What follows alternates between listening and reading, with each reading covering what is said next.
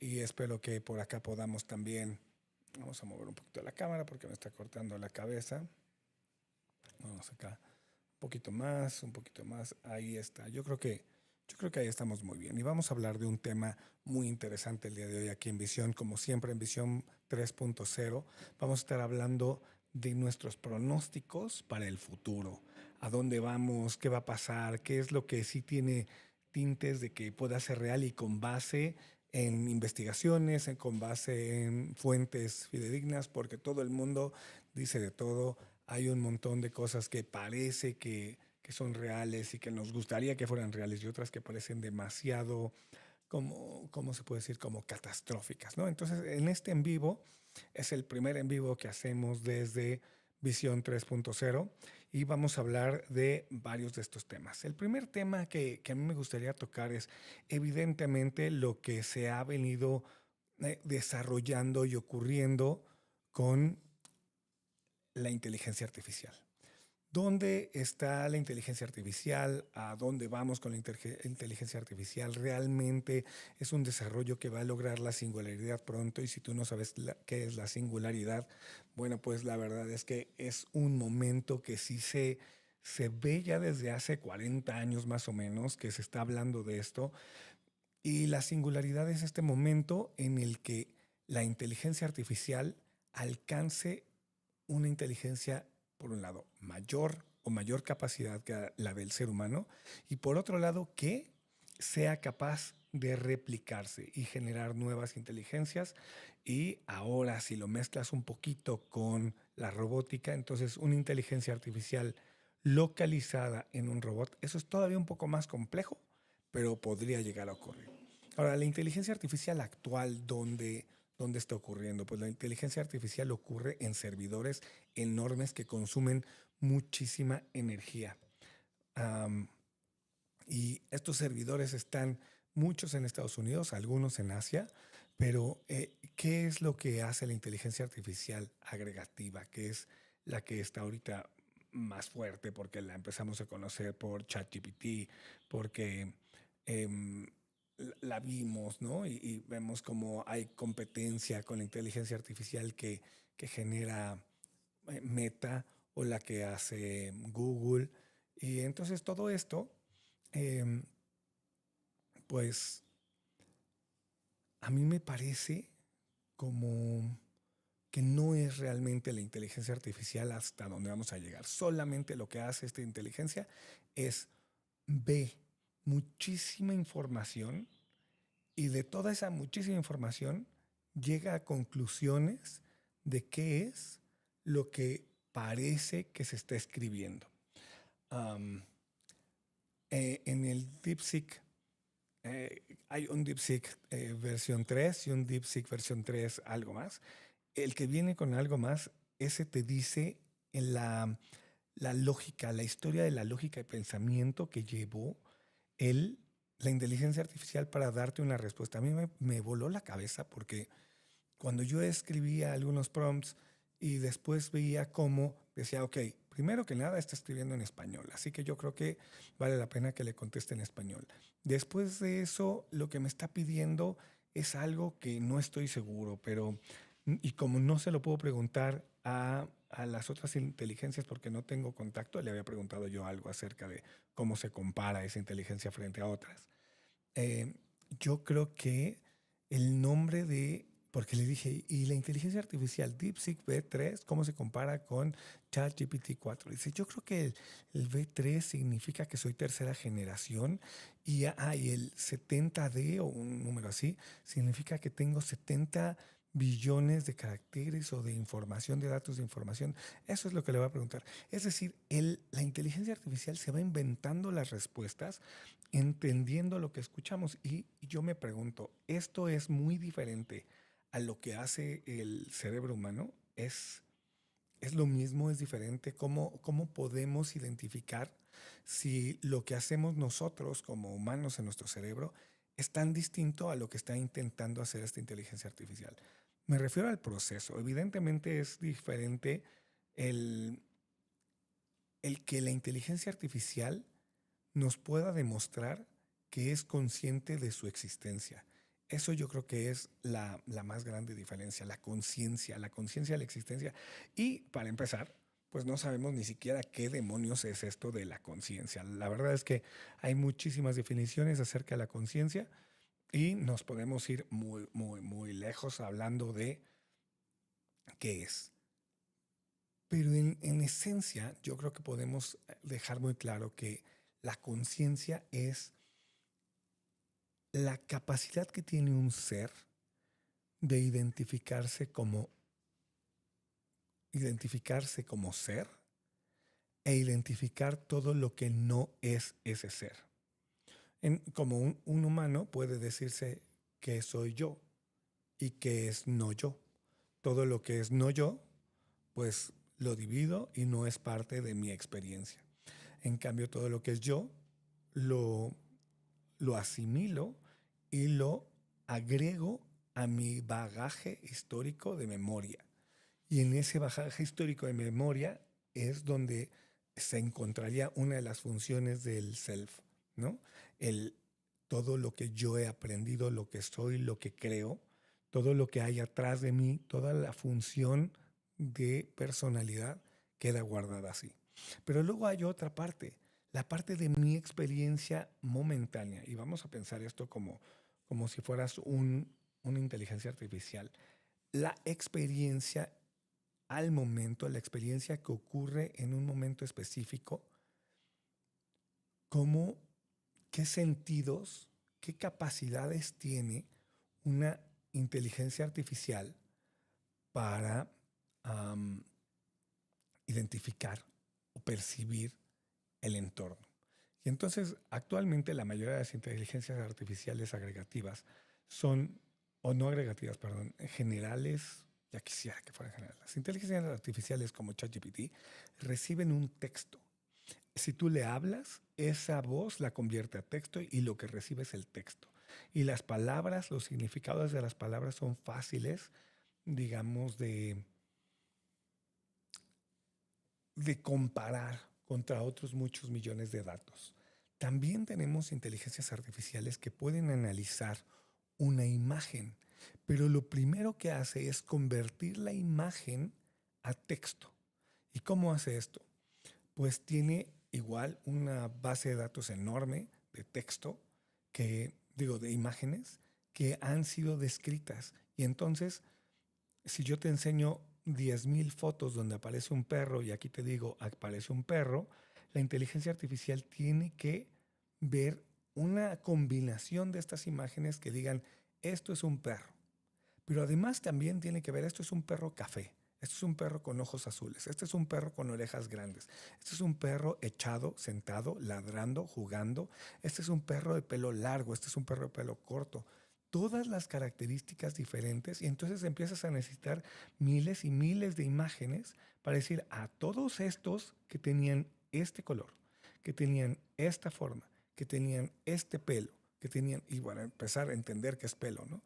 Todo esto es un perro de pelo café, largo, con ojos azules, que está sentado, que está dando la pata y que está mirando para arriba con ojos grandes, orejas pequeñas y cejas de colores.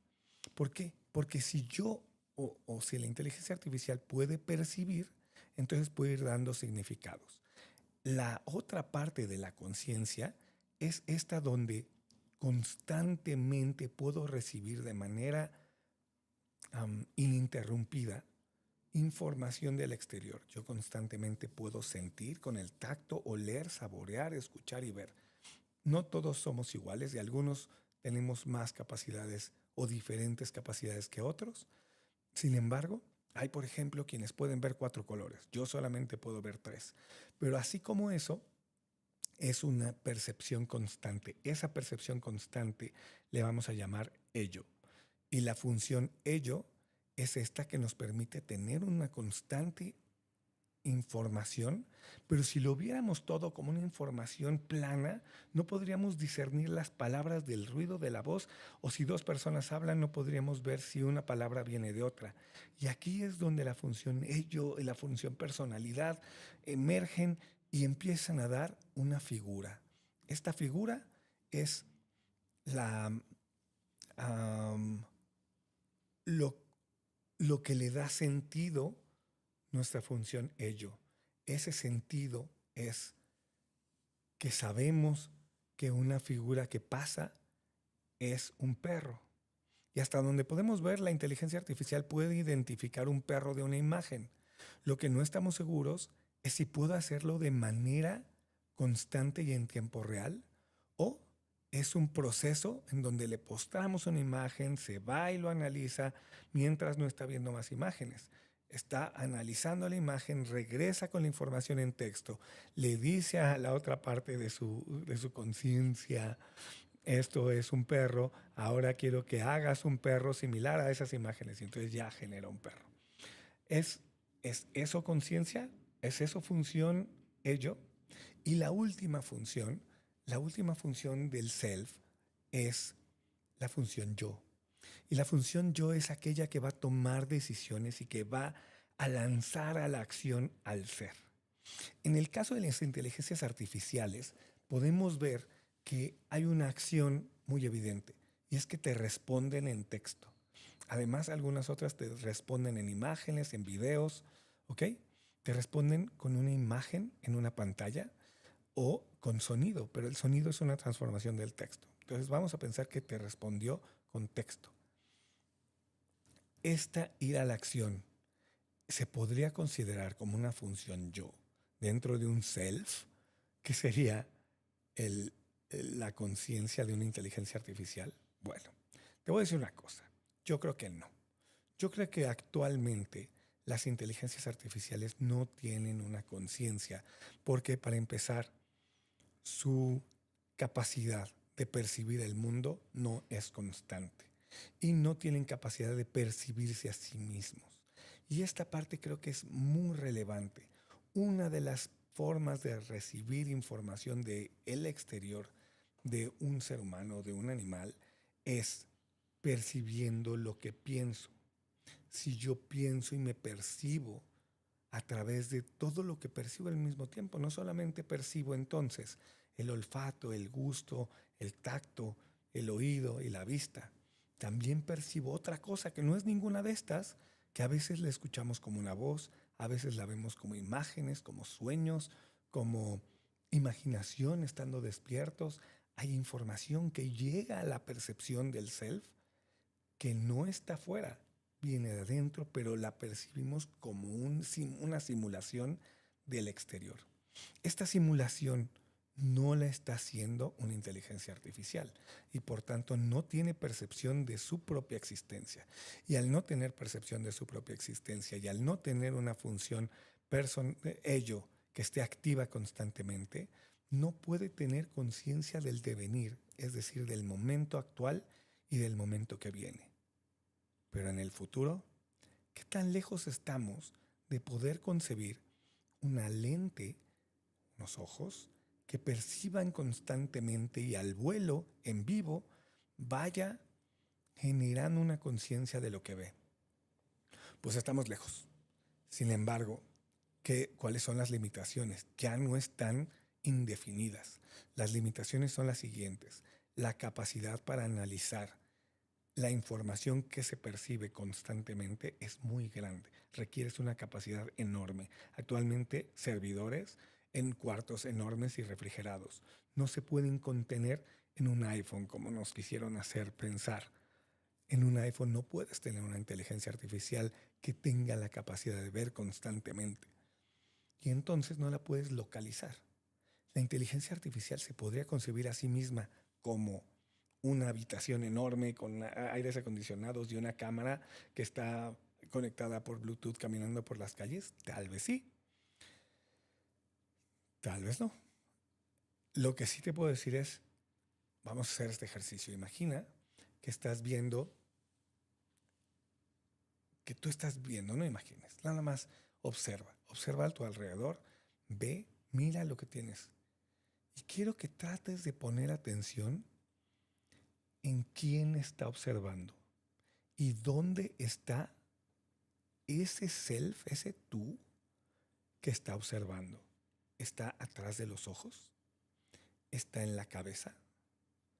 ¿Dónde está el observador?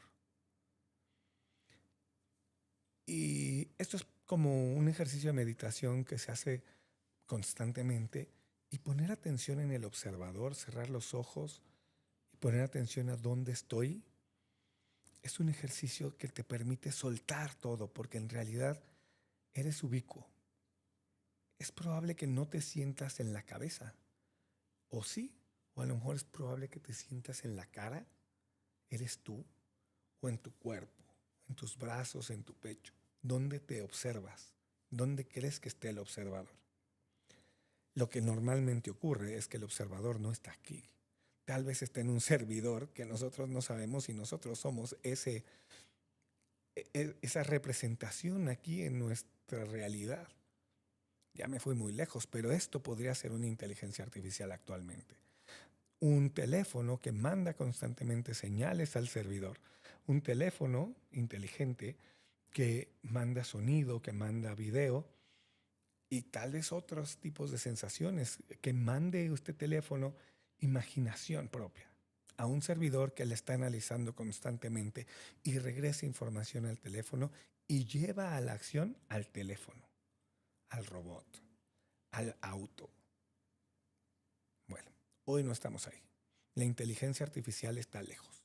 Está lejos de ser una inteligencia artificial general que permita unir todas las inteligencias artificiales y todas las decisiones y que llegue a tener una conciencia. La singularidad se ve lejos, pero no se ve imposible. Así que yo en el futuro sí veo la creación de una inteligencia artificial general.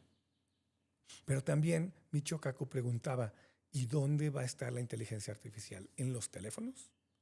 ¿Va a estar integrada con el ser humano como chips, como implantes? ¿O va a ser una simbiosis entre aparatos y personas? Para mí me queda muy claro. Sí se están haciendo esfuerzos para tener simbiosis. Ya ven lo que está haciendo Elon Musk, ¿no? Todos estos aparatos que está haciendo para que con la mente controles y tengas una interfaz. Pero también se están haciendo inteligencias artificiales independientes que están funcionando por sí mismas y que están tratando de resolver cosas. Y ahora, con estos, eh, con la posibilidad de la computación cuántica, lo hace todavía más probable. Pero la computación cuántica todavía también está lejos. Por lo pronto, yo veo en el futuro, y es lo que yo pronostico, que la inteligencia artificial va a ser una simbiosis con la inteligencia humana y con la inteligencia viva. Porque a mí no me encanta dividirnos a los humanos de los animales, porque los animales tienen una inteligencia, tienen una percepción de sí mismos, no todos, pero algunos animales tienen percepción de sí mismos. Y yo creo que tienen conciencia, yo creo que tienen raciocinio y que la diferencia está en el nivel, en la magnitud. ¿Qué tanta conciencia puede tener de sí mismo una célula? ¿Tiene conciencia? Si definimos a la conciencia como esto que te dije, debería poder recibir del exterior, debería poder procesar la información del exterior y llevarla a la acción o a una decisión o a una reacción. Y para mí, la conciencia, por ejemplo, de una planta, al recibir los rayos del sol y voltear a ver hacia el sol, químicamente, como todo lo natural, todo lo biológico es químico. Entonces, voltear hacia el sol para poder crecer, se me hace exactamente eso, una percepción constante del entorno, una conversión de esta información en algo útil para el self, para su ser, que es la supervivencia, y llevar a la acción a la planta para girar todo su sistema hacia el sol para poder sobrevivir. A mí se me hace que eso es conciencia. Eso es conciencia, pero a un nivel muy pequeño, porque no podría decirte nada a la planta y mucho menos decirte soy planta. Pero la planta se giró a sí misma. Nadie más giró a la planta para ir hacia el sol. Y si tomo en cuenta eso, entonces pienso que eso es conciencia y que la conciencia dentro de la inteligencia artificial no estaría tan difícil de adquirir. La dificultad está en el la capacidad de procesamiento. Y como sabemos, la ley de Moore está por terminar. La ley de Moore decía que en cada 18 meses tendríamos el doble de capacidad. Pero la realidad no es que tengamos el doble de capacidad, sino que se reduce el espacio que ocupa un procesamiento, un bit. Un bit se requería antes un bulbo, un foco. Ahora se requiere un espacio que se mide en nanómetros. Sin embargo, llega el momento en que no lo puedes reducir más, porque si reduces más pequeño el espacio de un circuito al espacio o al tamaño que tienen sus moléculas, entonces ya no cabe una molécula en el espacio que tenías para ese circuito y ya no se puede utilizar como medio de transmisión de información. Y ahí estamos. La incertidumbre de los electrones al moverse de átomo a átomo es lo que evita que haya una inteligencia cuántica, porque los quantums, los qubits, son precisamente este tipo de información que depende de su característica de poder tener dos estados simultáneos. Pero esto también le da incertidumbre. La solución ha sido tener 50 qubits para lograr lo que uno puede hacer, ¿no? Un qubit por cada 50 qubits. Es un número que no te estoy diciendo real, pero más o menos es así. Para que toda la incertidumbre que te dan 50 más o menos sea certidumbre después de hacer la prueba con 50 de ellos. Que dijo Microsoft con su chip Majorana, que habían logrado llevar a una composición de un material a niveles casi cero absoluto, donde la incertidumbre se perdía. Y se podía ver con certeza lo que con unos cuantos qubits se puede ver como una posición de encendido y apagado. Entonces, bueno, eso generaría un salto enorme en la capacidad que tenemos de ver, de procesar. Y si podemos procesar ya no una inteligencia artificial en almacenes enormes llenos de servidores, sino en una caja de este tamaño. Vamos a ver la caja de este tamaño. Es que como no me veo, estoy viendo ándale, una caja de este tamaño, entonces significaría que podemos poner una inteligencia artificial enorme dentro de una máquina que tiene la capacidad de moverse y de experimentar el ambiente de manera autónoma. ¿Y dónde crees que podría localizar esta máquina su persona una vez que ve? ¿En sus ojos? ¿En su cerebro, que sería esta caja? ¿En sus sistemas de recolección de datos, que para nosotros es la piel, pero en una máquina que nosotros construyamos podrían ser sensores alrededor de su cuerpo? ¿Dónde estamos con todo esto? El futuro de la inteligencia artificial, ahora se ve claro que vamos a avanzar en él, pero creo que estamos demasiado optimistas con la velocidad con la que vamos a llegar a niveles de conciencia en las inteligencias artificiales. El crecimiento de la inteligencia artificial está siendo enorme, pero no es el de la inteligencia artificial, creo, el que está creciendo. Lo que está creciendo son las aplicaciones para la inteligencia artificial.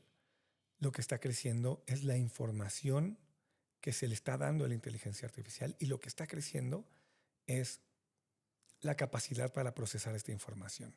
Pero el modelo es el mismo. El modelo no está creciendo, y esos pasos, los pasos donde cambias un modelo, este modelo que estamos viendo actualmente, tiene su origen en videojuegos de hace 20 años. No ha avanzado demasiado el modelo. Se ha tenido mejoras, evidentemente, si no, no tendríamos la inteligencia artificial que hay hoy. Pero lo que sí ha mejorado mucho es la capacidad de procesamiento, y ha mejorado mucho también la capacidad de tener data. ¿Y de quién es la data?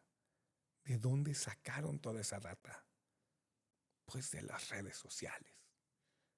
No hay de otra. De aquí, de este canal donde estás viendo esto, de Facebook, de TikTok, de toda esta información, incluso de Netflix, de todos los lugares donde tú metes parte de tu información y tu comportamiento, de cada reCAPTCHA, de cada lugar donde tú has reconocido en imagen, de cada lugar, porque si no, la capacidad que tenemos los humanos para ponernos de acuerdo y analizar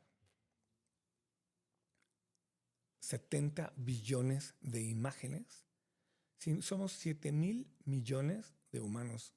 Entonces, para ser 70, cada uno de los 7,000 millones humanos, incluyendo los bebecitos y los super viejos, tiene que haber analizado 70 imágenes y dado esa información bien detallada a un servidor donde una inteligencia artificial pueda acceder a ella.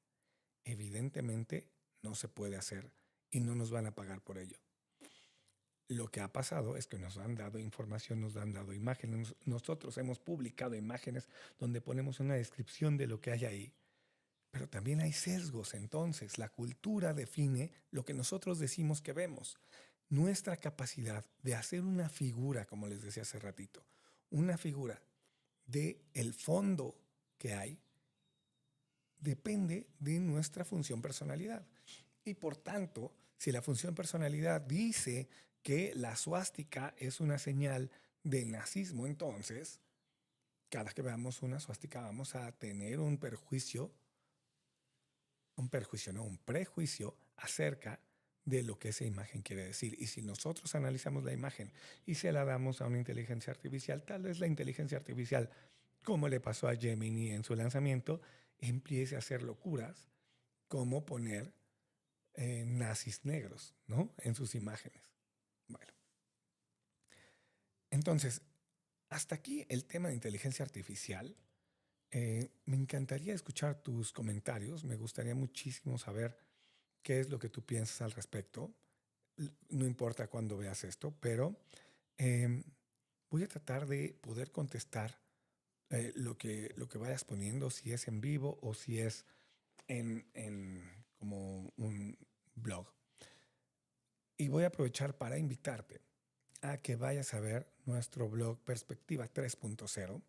Este blog es un blog donde 3 personas platicamos acerca de un tema. El que sale este 29 de abril es acerca de ansiedad. Vamos a platicar 3 personas de 3 diferentes generaciones. Yo tengo 45 años, así que también tenemos un invitado que tiene 34 años y una invitada que tiene 21 años. Y entre los 3 vamos a platicar acerca de la ansiedad. Cómo se ve y cómo se vive la ansiedad desde esta edad, desde esta perspectiva. Ella, de 21 años, vivió la pandemia, por ejemplo, encerrada, como todos, o bueno, como muchos, mientras estaba en secundaria y entrando a la preparatoria. Mientras que él, nuestro invitado de 34 años, él lleva 13 años trabajando en recursos humanos para la industria automotriz, pero también ha tomado muchos cursos de liderazgo y no solo cursos, ha hecho una maestría en liderazgo positivo y también es mentor para aquellos líderes, mentor de liderazgo y de comunicación efectiva y de impacto. Entonces, estas personas nos reunimos y hablamos acerca de ansiedad, de nuestras experiencias con la ansiedad, de cómo la enfrentamos, cómo la hemos vivido, y la verdad es que se pone súper interesante y eso es lo que vamos a ver en Perspectiva 3.0 este 29 o 28. Ay, a ver, déjame ver, porque ya estoy invitando al 29. Bueno, si lo vas al 29, pues seguro, porque salió el 28 o el 29. Pero aquí lo tengo, ¿para qué te miento? Mejor vamos a ver el calendario. Sale en abril. En abril, hoy estamos a 22 y va a salir el martes de la semana que viene. Martes 29 va a salir este episodio de ansiedad y es el primero de una serie que va a estar durante al menos todo el año de temas como este, siempre con invitados muy interesantes. Cada martes vamos a salir aquí en YouTube y también en plataformas de podcast donde nos puedan buscar y escuchar. En este momento solamente estamos haciendo este programa de Visión 3.0. Es la primera transmisión que hacemos en vivo. No tenemos, la verdad, mucha expertise en el manejo del OBS y el manejo de la transmisión con YouTube. A mí me gustaría poderles estar mostrando en vivo algunas imágenes, creo que sí se puede. Tengo que probarlo aquí. Si tú sabes cómo manejar el OBS y tienes algunos tips para principiantes, te lo agradecería muchísimo. Y como segundo tema de hoy, ¿cuánto tiempo llevamos? Porque esto es importante. Estamos ahorita con 35 minutos de transmisión. Vamos a durar 1 hora aquí. Si tú llegas a estar en vivo, espero tus comentarios y si lo ves grabado también, porque seguramente estaré respondiendo los comentarios que ahí se pongan. Entonces vamos a ver si aquí puedo poner en el OBS ah, y lo puedo alinear porque me dice que el YouTube Live Control Panel no está activo y no sé por qué. Entonces vamos a ver si lo puedo hacer. Estamos en Quesada Productions. Y vamos a ver si esto funciona. Mientras tanto, te voy a platicar que el tema que vamos a estar viendo, el tema que vamos a ver ahora es uno que la verdad me gusta muchísimo y es hacia dónde vamos en la política internacional. Y aunque suene súper aburrido, pero es que está bien interesante que desde hace unos años para acá, sobre todo con el nacimiento de las criptomonedas, las fronteras empiezan a ser un poco más borrosas y vemos a líderes políticos como Donald Trump que dijo, no, no, no, no, no, la frontera tiene que estar bien clara y definida y vamos a hacer un muro físico que divida al país, que divida a los dos países. Y me parece que es tan evidente para cualquiera que escucha esto, que la frontera es muchísimo más permeable que un muro. A lo mejor tú tienes o a lo mejor tú no tienes visa, pero a través de esto podemos estar allá y podemos estar comprando, podemos estar vendiendo, podemos estar platicando, podemos estar haciendo muchas cosas a través de las redes, a través del internet. Ya no es necesario estar físicamente en Estados Unidos para poder tener una interacción económica con la moneda norteamericana, con productores norteamericanos y con vendedores, y compradores norteamericanos. Podemos vender nuestro servicio, podemos vender nuestro podcast, podemos venderle a latinos que nos están escuchando allá un podcast como este sin necesitar estar allá. Entonces esa frontera se empieza a hacer un poco innecesaria o inútil. Es verdad que mucha gente sigue cruzando las fronteras y sigue tratando de irse a vivir a otros lugares porque en su lugar de origen no logra una vida aceptable para lo que ellos tienen en mente. No lo logra. Y entonces, si esto es así, buscan en historias, buscan en, no sé, casi en sueños, en imágenes, en su función, personalidad, irse a un lugar donde piensan que serán más felices.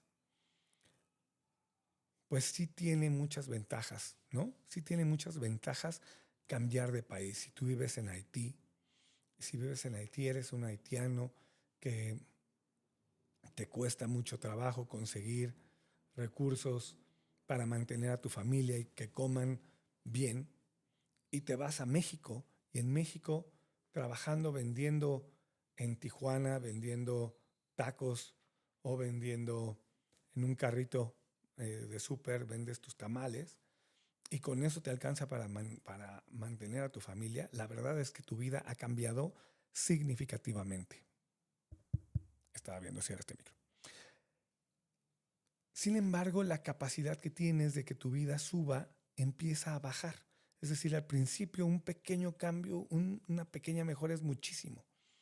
Después es un poco. Y de pronto ya las mejoras ya no son tan grandes.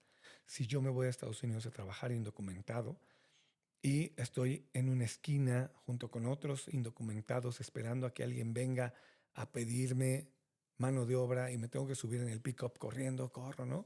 Y me subo y me llevan a trabajar en la construcción, me llevan a trabajar en labor, o sea, hand labor, ¿no? O sea, trabajar en obra, en en mano de obra pesada, cosas que sea más barato para los americanos contratar ilegales.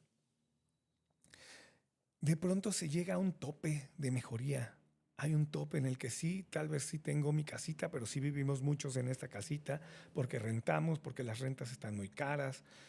Sí es cierto, estoy en Estados Unidos, las calles están limpias y hay menos inseguridad, pero ir a un hospital empieza a ser complicado. Eh, si yo voy a un hospital y me quiero atender rápido, pues también es difícil, no tengo el dinero para atenderme y si es un hospital público, como la mayoría de los hospitales en Estados Unidos, entonces eh, tengo cierto nivel de atención, pero también hay lugares en los que ya no se me va a atender porque no es necesario. Solamente las cosas que se necesitan por derechos humanos se están atendiendo y en una de esas, por líderes como Trump, eso se quita y ya no te pueden atender y te ven en un hospital y te agarran y te deportan. Entonces, la vida empieza a no ser tan buena. Aunque sí es mejor que donde estabas, pero deja de poder ser un crecimiento en mi estilo de vida. Am, pues no me pude conectar. Yo creo que necesito poner primero el celular y poderlo conectar, pero no importa. Am, así que, bueno, las fronteras se empiezan a borrar porque, porque la moneda ya no está aquí ni está allá. Entonces llega el momento, ahorita que acaban de poner aranceles y todo esto, llegará el momento en que sea como, como el ejemplo de la Unión Europea. Dentro de la Unión Europea, si tú eres un comunitario, como se llaman, eh, puedes cruzar las fronteras sin ningún problema. Puedes comerciar sin ningún problema y puedes usar la misma moneda en toda la Unión Europea sin ningún problema. Pareciera que son un solo país, pero tienen sus propias leyes. Las leyes los delimitan y las fronteras solamente delimitan hasta dónde llega la ley de cada país. Pero se empiezan a ver borrosas. ¿Qué pasa si tenemos un tratado de libre comercio y utilizamos la misma moneda que China? Si llegamos a utilizar la misma moneda que China, el yuan, en México para comerciar y producimos en México y China y tenemos posiciones de producción y de producción y venta tanto en México como en China, yo quiero saber a quién no le interesaría. A México le interesaría por la capacidad de producción que tiene China. A los chinos les interesaría por la posición geográfica que tiene México. Pero a los mexicanos les interesaría tener a chinos trabajando acá. O a los chinos les interesaría tener a más personas trabajando en China. Y ahí es donde se empieza a poner difícil porque la gente no quiere compartir sus espacios y no se da cuenta que no son sus espacios. Todos nacimos donde nos tocó nacer y el único espacio que existe es la tierra completa. Y cuando eso se empieza a visibilizar y las monedas empiezan a pulverizar y a hacer nada frente a monedas internacionales como el Bitcoin, que se utiliza en Rusia, que se utiliza en China, que se utiliza en India, que se utiliza en Estados Unidos y México, y en Ecuador y en Costa Rica, entonces la moneda empieza a dejar de tener sentido y la producción instaurada en una nación empieza a dejar de tener sentido. Yo creo que liderazgos como el de Trump pretende regresarle el valor a la moneda dólar, que ha estado perdiendo en los últimos años, la capacidad de generar más valor la ha estado perdiendo. No te vayas con la idea de que el peso no ha perdido espacio frente al dólar porque se ha detenido. No, lo que pasa es que el valor del dólar no ha crecido. ¿Y por qué no ha crecido? Porque ya no ha habido guerras. Guerras que soporten el uso del dólar para mantener la reconstrucción de países. Eso fue Bush. Bush fue el último que lanzó una gran guerra fundada y financiada por el dólar americano. Una guerra que hace que los perdedores, que fueron Irak y que fueron todavía Irán y que todavía algunas guerras pequeñas, ¿no? Brotes de guerras financiadas por el dólar. hoy la cantidad de guerras ha disminuido mucho. Y eso hace que la maquinaria de producción de valor del dólar disminuya mucho. En Europa todavía se usa el dólar para el movimiento del petróleo, pero Rusia, China, Egipto, India, Irán, todo Arabia Saudita, toda la región arábiga están comerciando petróleo que no es en dólares y quieren instaurar otra moneda para que sea la que requieras para poder comprar petróleo. Y por otro lado, entonces se empieza a producir en Estados Unidos y Europa mucha infraestructura a favor de los productos que funcionan con electricidad, como pensando que se van a llevar el valor del petróleo, pero ahora el valor ya no va a estar en el petróleo. La energía se va a producir de otras maneras. Y empiezan con el fracking en Estados Unidos y a sacar muchísimo gas a partir de la destrucción de terrenos enormes, el ecosistema de muchísimas hectáreas, sin tomar en cuenta que el valor de la tierra era mucho más y que ahora lo han perdido. Pero bueno, hacen esto y ¿qué hace China? China les gana la carrera. China está produciendo mucho más cosas para llevarse el valor de la energía eléctrica también. Las super hidroeléctricas que se han construido en China, los movimientos de ríos completos a lo largo de cientos de kilómetros para llevar producción hidroeléctrica a zonas donde antes no había, la ponen a China en una posición espectacular y muy favorable para que el dólar deje de ser la moneda fuerte del mundo. Pero Estados Unidos, ¿qué dice? Yo no quiero entonces que sea el yuan. En todo caso, que sea otra moneda que yo pueda controlar. Y entonces ahorita Donald Trump acaba de decir que va a meter reservas nacionales de Estados Unidos al Bitcoin. Comprar durante los próximos 4 años reservas de valor en Bitcoin. No es la primera vez que se hace. Definitivamente no es la primera vez que se hace. Pero lo que sí es que juntando las señales, sí parece como que el dólar ya no es la reserva. ¿Cómo te puedes imaginar que un país que controlaba la moneda que todos quieren, dice, ay, en lugar de poner mi valor en oro, como antes lo hacían, o en dólares, lo quiero poner en Bitcoin? Pues así está. Y esto hace que otra de las características del nacionalismo desaparezca. Y recordando que es el nacionalismo, nada más es hacer que la gente piense que por haber nacido en un territorio definido, tienes más derechos, vales más o mereces todo lo que ese territorio produzca. Bueno, no todo. Mereces trabajar en ese territorio y que todo lo que esté ahí solo se pueda consumir por los que trabajan y viven ahí. Entonces, ¿cuáles son las características del nacionalismo de las naciones? Población, es decir, la gente que nace en estos espacios. Y ahora Trump anda diciendo que iba a quitar el que fueras norteamericano si nacías en Estados Unidos. Esa es la principal base de una nación. La gente que nace en ese territorio es de ese territorio. Entonces es como no ver, ¿no? Realmente como estar perdido. Pero bueno, el pueblo, la población. El segundo punto es el territorio. Es decir, cuál es la tierra que define, cuál es el pedazo del mundo que define dónde vamos a funcionar los que nacimos ahí. Porque si lo piensas antes, moverte del espacio donde naces era muy difícil.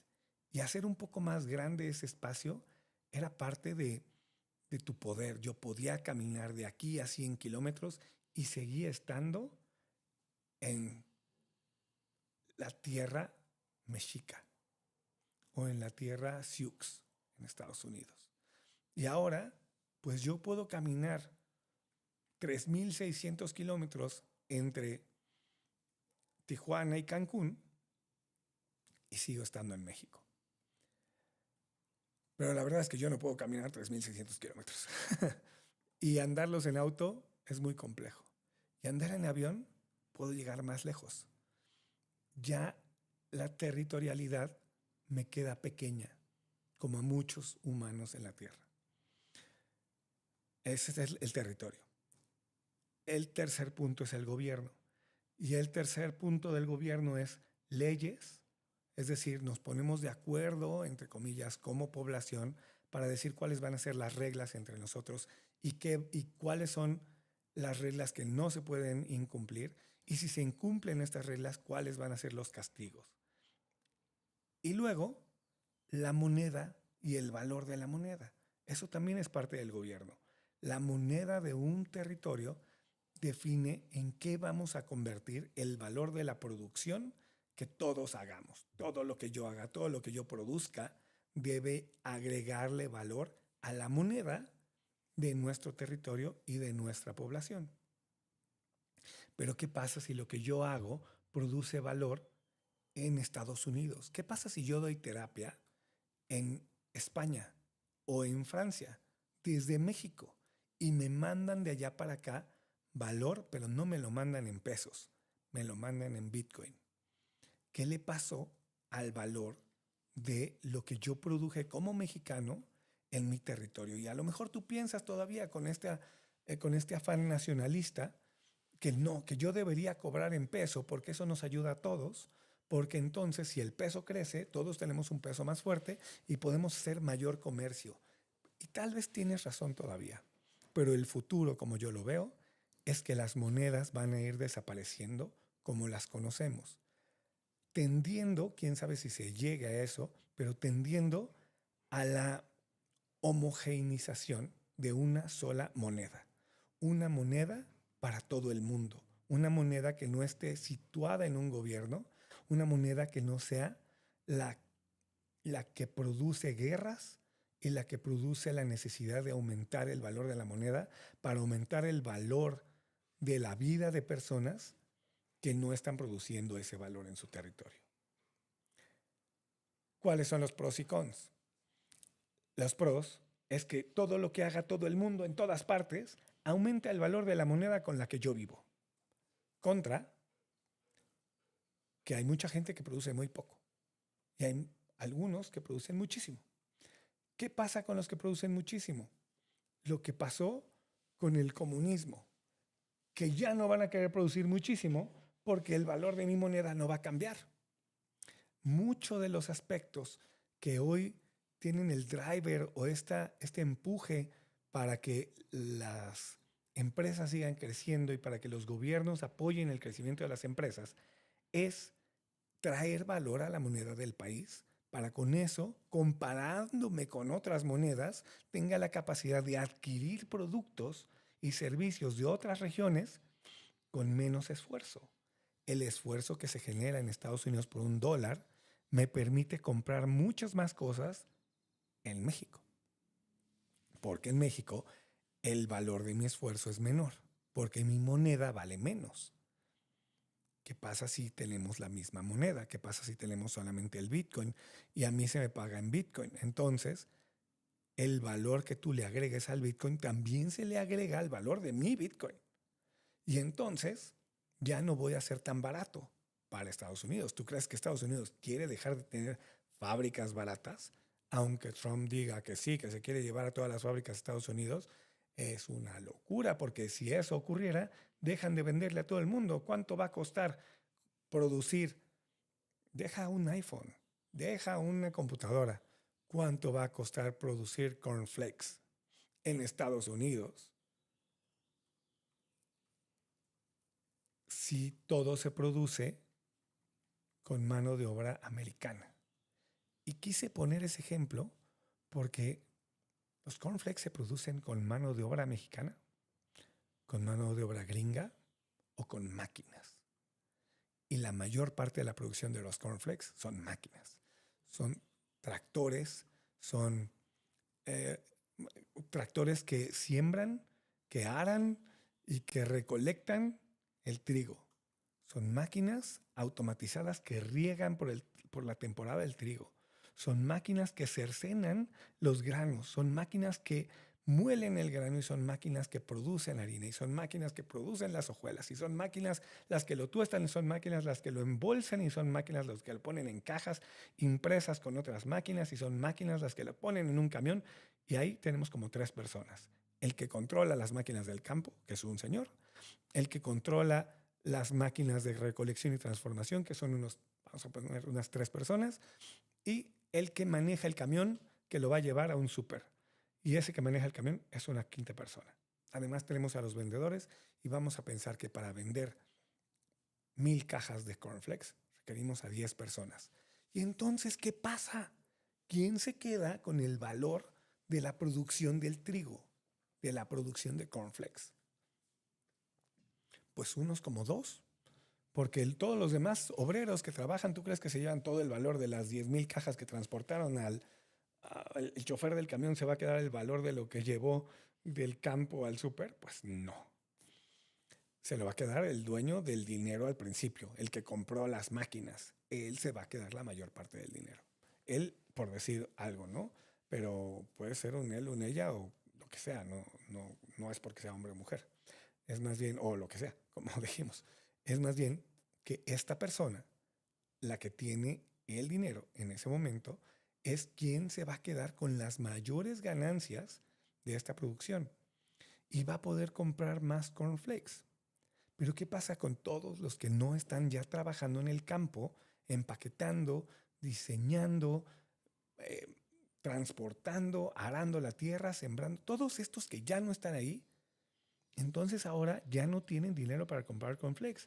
¿Y quién va a comprar las 10,000 cajas de cornflakes? Si la gente deja de trabajar y lo producen las máquinas. Y este es el último punto. Además de que en mi opinión, las fronteras desaparecerán, no en 5 años, ¿verdad? Pero tal vez en 100. Además de que desaparecerá la moneda, también va a desaparecer el trabajo.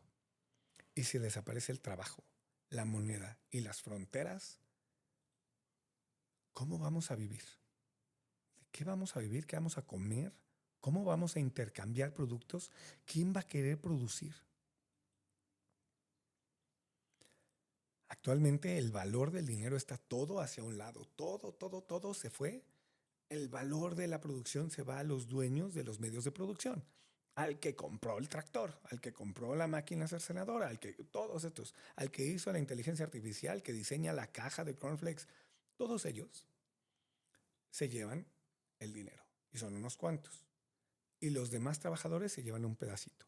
Hace que cada bolsa de cornflakes que consumimos, una buena parte del dinero que pagas por esa caja de cornflakes se va a una persona y un pedacito pequeño se distribuye entre otras varias personas. Si lo ponemos en cornflakes, en autos, en juguetes, en material de construcción, si lo ponemos en tecnología, en aparatos, y todo es igual, el valor del dinero se ha estado yendo siempre hacia unos cuantos.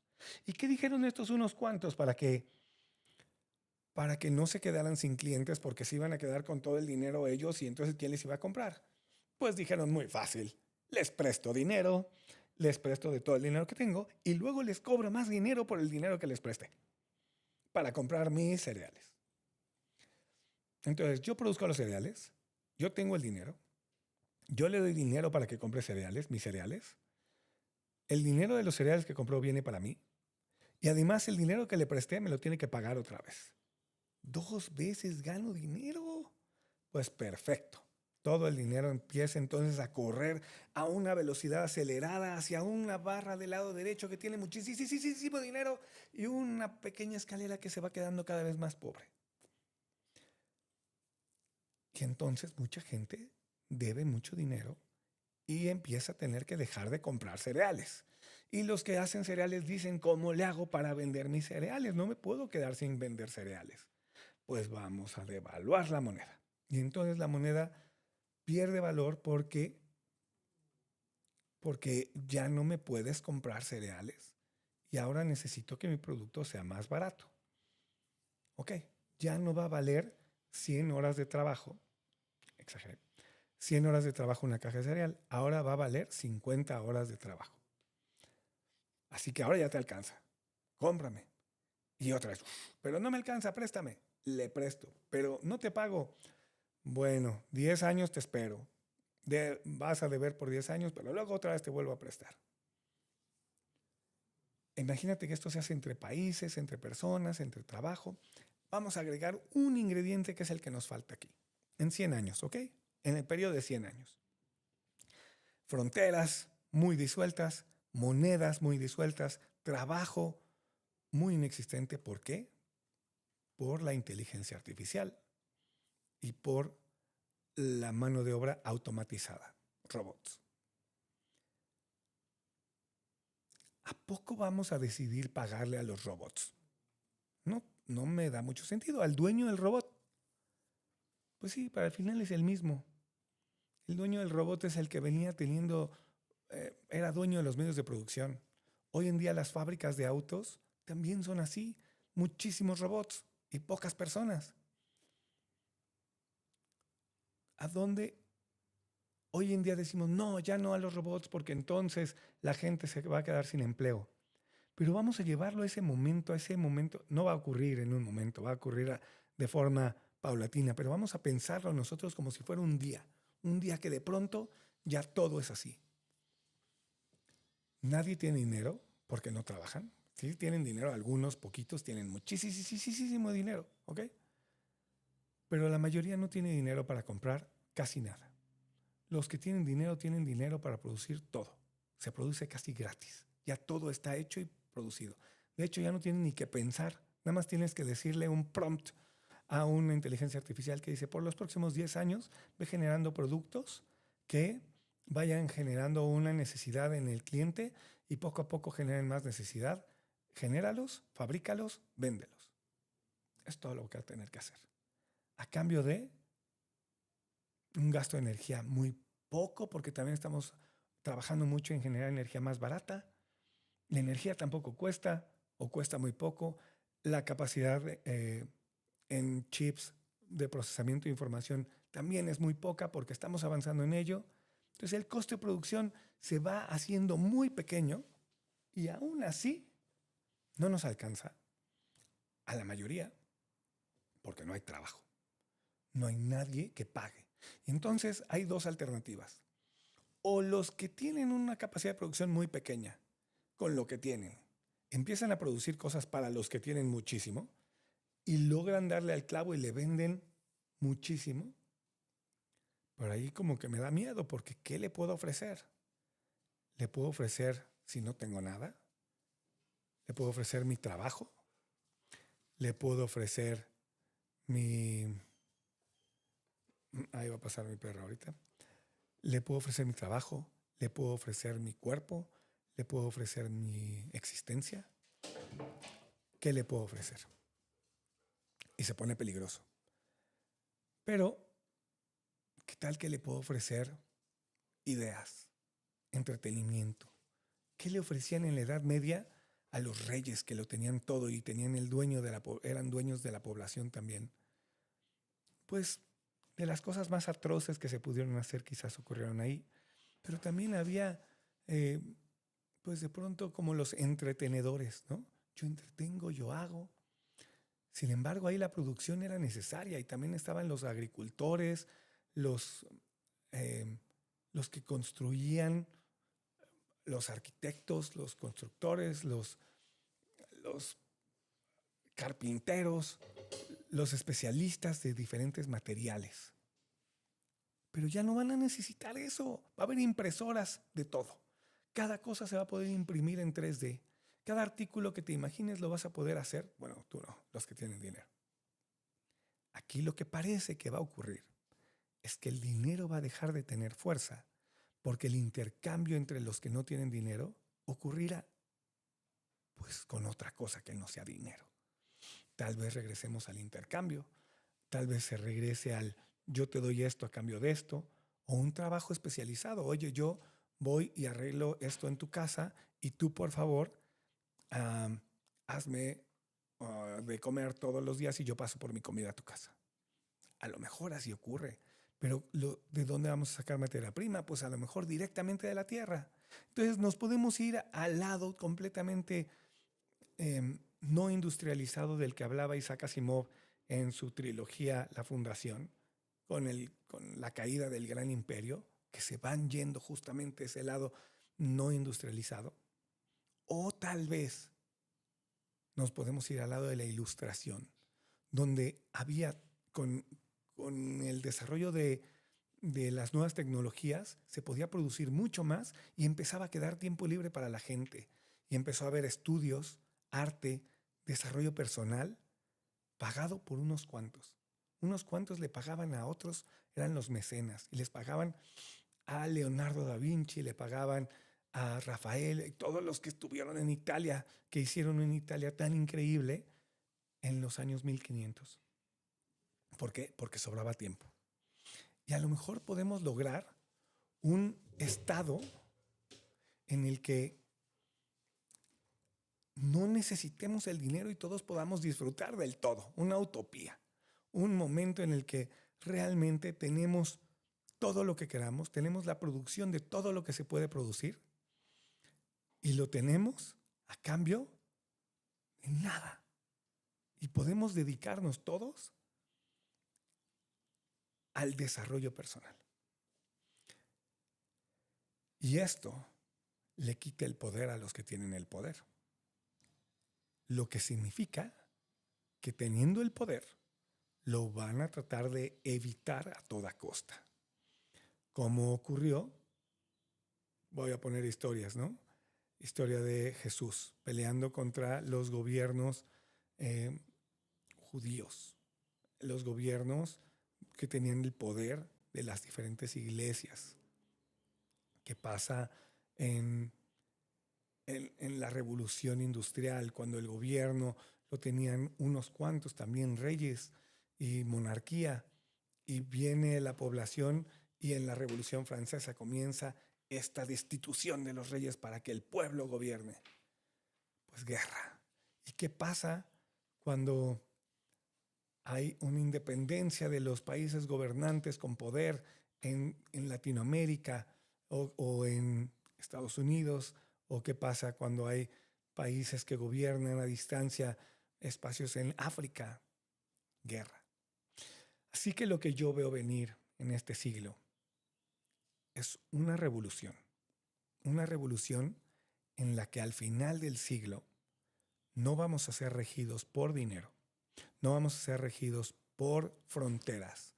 Es decir, desaparecerá Estados Unidos, México, Paraguay, Argentina, Croacia, Italia y China como las conocemos. Estarán pintadas, ¿sabes? Todavía sabremos, aquí era México. Pero ¿qué queda de México? Pues algunas tradiciones, algunas formas de pensar, idiomas. Y ese idioma también se irá ahí o pulverizando en más idiomas o reduciendo a un solo idioma. Antes pensábamos que el idioma que iba a gobernar el mundo era el inglés. Casi lo gobierna ahorita, pero yo creo que va a ir perdiendo fuerza. Va a ir perdiendo fuerza porque de los actuales 7,000 millones de personas que vivimos en este planeta, 3,000 hablan chino mandarín, no inglés. Y para final del siglo se pronostica que seremos 11,000 millones de personas.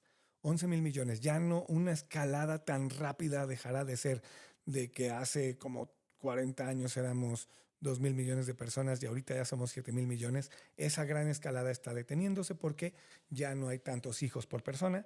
Entonces, regresando, ¿qué esperamos o qué creo yo que va a ser el futuro? No fronteras, no dinero, no trabajo. Y durante todo este siglo va a haber una revolución que puede ser violenta o no. Esperemos que podamos hacerla no violenta para que los gobiernos y los que ostentan el poder actualmente se puedan pulverizar, deshacer, no atomizar, sino deshacer para generar un mundo globalizado, pero no como en esta primera ola de la globalización en la que unos cuantos se llevaban el dinero y el valor de todos, sino al revés. Irnos hacia un mundo donde el valor de lo que producimos no importe, porque puedes tener todo lo que quieras, porque todo queda automatizado y relegado a una función, a un prompt y a una producción de energía automatizada. Bueno, pues esa es Visión 3.0, la primera transmisión que hicimos en vivo. No sé si esto va a funcionar. Estuvimos aquí alrededor de, vamos a ver, aquí tengo el tiempo, 1 hora con 10 minutos. Se acaba ya esta transmisión. No sé cómo le hice para hablar tanto tiempo, pero vamos a ver hacia dónde se dirige este podcast de Visión 3.0. Estate atento, me encantaría recibir tus comentarios. El que no puedes dejar de ver es el podcast de Perspectiva 3.0. Este podcast sale a partir del 29 de abril, es decir, de hoy en noche, el martes que viene sale el primer podcast y todas las semanas, todos los martes vas a tener un episodio nuevo de Perspectiva 3.0, así que no te lo pierdas, suscríbete y deja tus comentarios aquí en Visión 3.0. Todo es parte de la producción de Quesada Productions. Muchas gracias por estar aquí hoy. Nos vemos próximamente. Espero que el futuro que nos depare sea lo mejor para todos.